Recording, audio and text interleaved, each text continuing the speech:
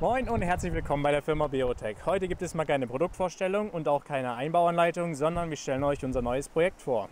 Wir als Firma haben langjährige Erfahrung im Bereich der Kettenschmierung. Einmal mit konventioneller Kettenschmierung, aber eben auch mit automatischen Kettenschmiersystemen.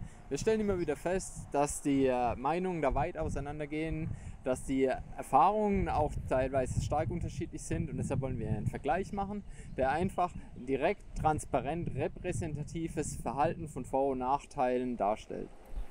Dazu haben wir uns zwei identische Motorräder zugelegt. Das eine haben wir bereits mit unserem automatischen Kettenschmiersystem ausgestattet, das andere wird konventionell mit Kettenspray geschmiert werden.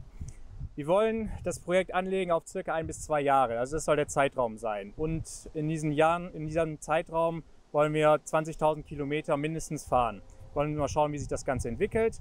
Vielleicht machen wir das Projekt etwas länger, vielleicht etwas kürzer, wollen wir mal schauen. Aber wir wollen die Motorräder den gleichen Parametern aussetzen. Das heißt, sie werden auf der Straße bewegt, sie werden im Gelände bewegt. Sie sollen im Sommer und im Winter gefahren werden, bei Regen und bei Sonnenschein. Und möglichst immer zusammen, dass wir einfach einen direkten Vergleich haben, wie beide Kettenschmiersysteme oder Kettenschmierungen sich auch verhalten. Diese Dokumentation wollen wir einerseits auf unserem Blog veröffentlichen, auf unserer Internetseite und zusätzlich natürlich noch auf diesem Kanal. Wir werden also auch einige Videos dazu machen, wo wir darüber berichten, wie sich die Kosten verhalten, wie der Aufwand ist, wie der Verschleiß sich verhält. Das wollen wir einfach der Öffentlichkeit zugänglich machen, um mal einen guten, transparenten Vergleich zu erarbeiten. Warum haben wir uns jetzt genau für diese Caballero 500 Rallye der italienischen Firma Fantic entschieden? Sie sind zum einen alltagstauglich, so hoffen wir, sie sind straßentauglich, aber auch geländetauglich. Und das war uns besonders wichtig, dass wir da einen Anteil an Gelände mit drin haben, um ein gutes Fahrprofil abbilden zu können. Und natürlich finden wir die Motorräder einfach auch noch wunderschön und fahren gerne damit rum.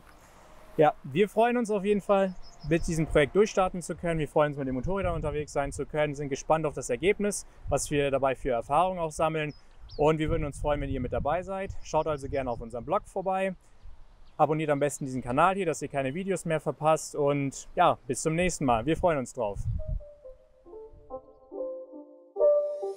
It's not a game, it's a